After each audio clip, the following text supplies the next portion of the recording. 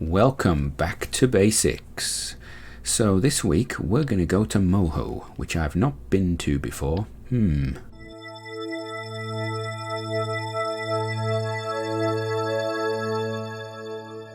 Welcome back. So you can find me in the VAB right now trying to put together a craft to go to Moho. Moho is one of the difficult places to go to. So we've been to Elu, which is all the way out there, and it's, it's a lot of burning because, well, or impulsing, whatever you want to call it, because it's just a long way out. Moho is towards the center of the star system, the solar system, the Kerbol System, and whilst it should take less to get to, it's significantly less. Actually, it's more like a trip. It's actually less than a trip to Joule. It's different because it has a massively high inclination, and it's also very small. So whereas Elu is small, Moho takes about twice as much delta V to actually capture, and its inclination change puts it as one of the biggest, I would say, one of the biggest sort of rendezvous that you can do. In fact, probably about 70% of your burn time once you're in equivalent of interplanetary space is going to be that plane change. So if you can do it at the right time, you can save a lot. So we're putting the craft together. It's very much the Elu lander, and then we've put extra tanks and extra fuel on because Moho's gravity is actually concerning me. We're coming in with a lot of energy. So yeah, and then the launcher is basically, again, it's an adaptation of that Elu craft. So we've basically put extra fuel on everything. So you can see that transfer stage in the middle there. We have got extra tanks on the outside that we can get rid of from the Elu craft. We've put an extra tank in for that orbiter stage because, we need a bit more kick there. And then we put some extra solid fuel boosters. I think they're thoroughbreds. Got a couple of extra thoroughbreds on the side to take it as well. So we've just made everything a bit beefier. Now, if I'm honest with myself, didn't read the Delv properly. So I've over-engineered this quite considerably, but it's Moho. I could have probably sent a bigger craft. I am thinking about whether we should send a crew to Moho, because I think that would be really cool. I've never sent a crew of Kerbals to Moho. I think I've orbited Moho before, and I don't think I've ever landed in it. I'd like to maybe go to the Mohole or something like that. Anyway, the launch goes off okay. It's our standard, this vehicle is a modification of our Sentinel craft again. We've put some extra tanks in here and there. We put some extra boosts on the start, but at its core, that's what it is with the Elu lander with extra bits of thrust added on. So it's a known craft. Interestingly, that thoroughbred booster was showing a buildup of heat, which should probably worry me, and I'm only actually noticing when I watch the video again. I didn't notice at the time. So there you go, you can see our lander. We've got ourselves a science material bay in the middle of it this time. I don't think we had that on the Elu craft, and that's partly what's added a lot of weight to this and triggered the exponential growth of the craft. And this is something you've got to remember. If you put an extra kilo onto your payload, your final lander, you're going to be putting an awful lot more sort of mass behind it to get it there, because it is exponential increases that you're gonna have to spend there. So we get into orbit, circularize, do all the things, all the stuff, and it's nice. Moho, ideally, we'll fast forward time now to get to the right window, and we're using Kerbal alarm clock for that. You're burning in towards the sun, in towards Kerbal, so you're going to burn basically against the direction of Kerbin, because you want to slow down. You want to slow your speed down so that you drop your orbit down. You can see there. I'm looking at. I've set a target as Moho, and I'm looking at its ascending and descending nodes. If you can get this to happen at an ascending or descending node, you will save yourself potentially 2,000 delta V. I did not manage that. You can do it for less than that, but potentially on a bad day, you're looking at 2,500 delta V. Meters per second of delta V to actually get onto the correct plane. This is a big plane change maneuver. So the actual burn out of Kerbin it's actually not that bad. You can try and do the plane change at Kerbin, and I did fiddle around if you looked at that with the maneuver nodes to see if I could do that. It wasn't really going to work. You can start the process, but you can only do so much. Your ideal point for this to actually happen is when Kerbin or Moho is at the ascending or descending node, because then you've neutralized the whole sort of thing. And again, you'd actually probably be better. You see here I am doing my plane change. So we went out of the sphere of influence of Kerbin, and then we get to our plane change point, which is just beyond Kerbin. And yeah, it's a long burn. This is, you saw how quick the actual burn out of Kerbin took. This burn took time. We're using the nuclear engines. I'm on 3 times physical time warp. I've sped this up 4 times as well, so we're looking at 12 times faster than it actually is, and it just goes on and on. And I'm doing this without a maneuver node. You can do it without maneuver node. If you're on the ascending node, it's one way, descending node the other way, but play around with it, learn. Use the maneuver nodes to guide you, but do it without, because if you just burn your maneuver node and then just forget about it, you're not going to get exactly what the maneuver node told you. The maneuver node is a guide. So yeah, we go.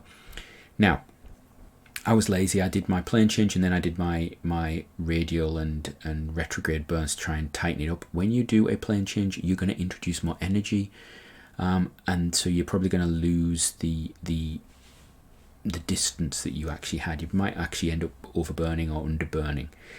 So it is important to recheck that. So as with always, I've done my radial burns and stuff. You can combine that with your plane change, and it's actually much more efficient, but I at this point have realised I have oodles of fuel. I'll be honest with you, it wasn't until later on I started to worry about fuel, but even in the worst case scenario, I had oodles of fuel. So I do my usual, how much fuel is it going to take for me to get into circular orbit, and I'm not there yet, but I'm just like to prep myself. I like to think about it. So time goes as fast as it can. We're coming in. I've actually cut out this section in the middle because I was doing other things at the same time. But we're now approaching Moho. We're getting some science. I'm just checking if whether we're low around the Kerbol. We're not. We just get normal Kerbol science. I may have to send a craft to Kerbol at some point, see how far we can actually get down. Maybe that'll be a nice sort of end challenge, or one, just throw that in somewhere. So we get into the sphere of influence. The alarm clock goes off again. I cannot say how good Kerbal alarm clock is if you are running more than one mission at the same time. I usually am running 3 or 4 missions in parallel to each other. It's massively useful. I'm going to have a mission coming up where it is going to be vital, because we're going to have potentially in the order of 15-16 craft flying around at the same time I need to manage, and it will become useful then. So we're approaching Moho. We're doing all of the science things that you need, and you'll see that I've got those 2 material science bays on the transfer stage. I'm going to use them, transmit them, get rid of them.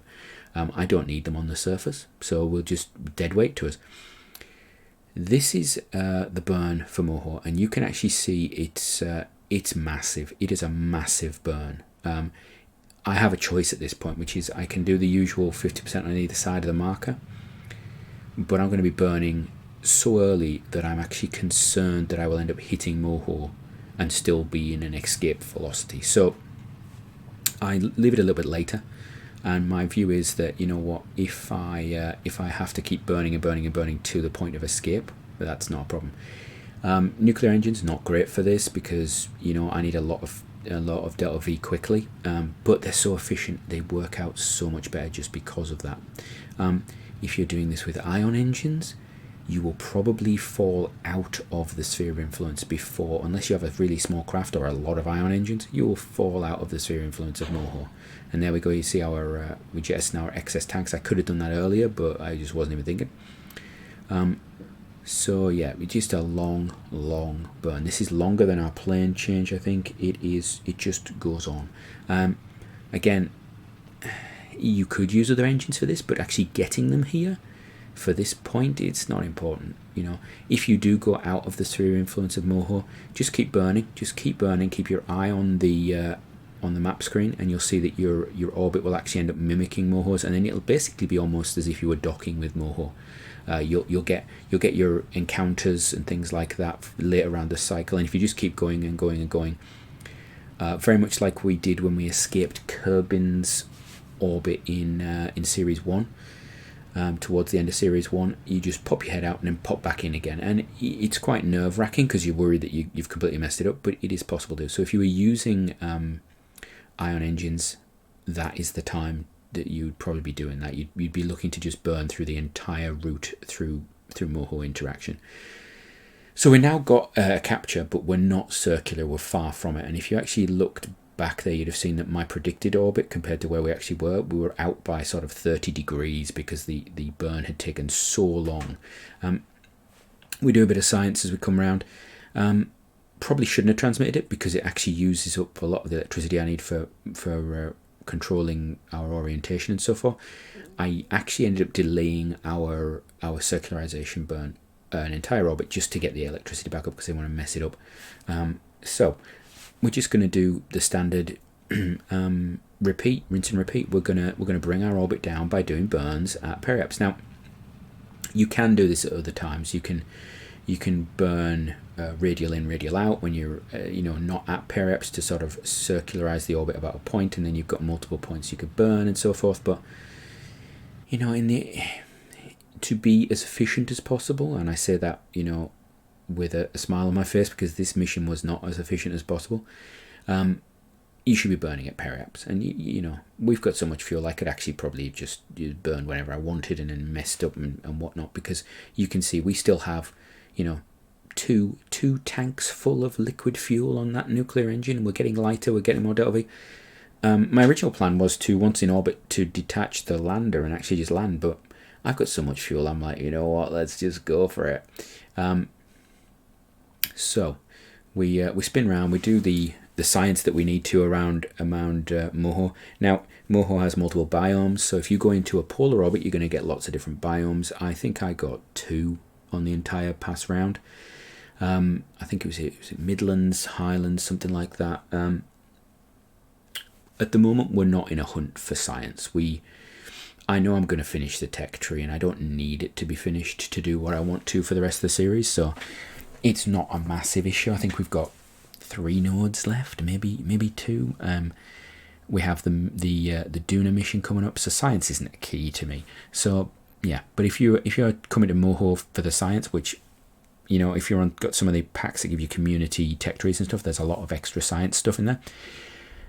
Then it's probably worth going into a polar orbit and then doing all that stuff. So we're going to come down now. So we've put our landing gear out and we just burn our nuclear engine. We've got oodles and oodles and oodles of fuel to use up.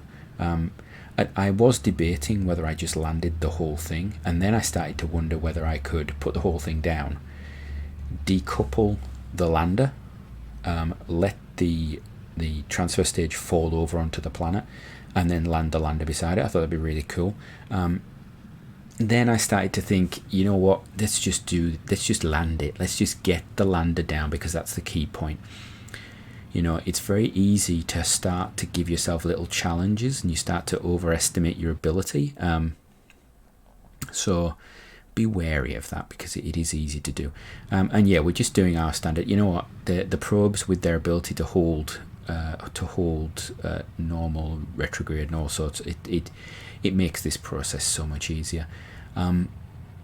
If you want to do it without, practice on the Mun, practice on Minmus first. This is very much like I would say a Mun landing. It's got very similar gravity, I think, in my mind to landing on the Mun. Possibly slightly, it probably is higher actually. Yeah, in fact I know it's higher. It's probably twice the gravity. But anyway, it's a nice test bed for it.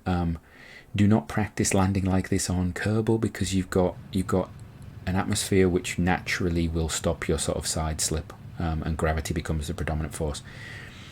Once you have killed that horizontal, it's simple. So we're a kilometer up, and I let go. I could have kept that stage all the way, and we have the noisy engines now, the noisy old ant engines. Could have kept that stage. I decided not to. If I pan round, you actually see there we go. There's the remnants, and that's up. If I'd have had a seismic unit on the surface there, that would have been brilliant. We could have measured the inside of the planet. We could have done all sorts with it, and that's what a lot of craft do. And we're down. And that's it. It's the science time now. So what I was saying was a lot of landers, often they will use stages, or they will send something else that will contact the surface after them, and they'll use that because you can actually measure sound waves through the planet by doing that, and you can actually figure out the makeup of the planet. So yeah, we missed that because we hadn't landed before it hit. So there we are down on the surface. We have made it to Moho with our little probe. We do a bit of science, and that's it. You know, we've got the science collected, wonderful, and all that stuff. And I guess from that point on, I have to say, you know, the next time we come to Moho is going to have to be Kerbals, because there's no other reason to come, is there? So from me, while I finish off doing some of the science, have a great day and see you next time.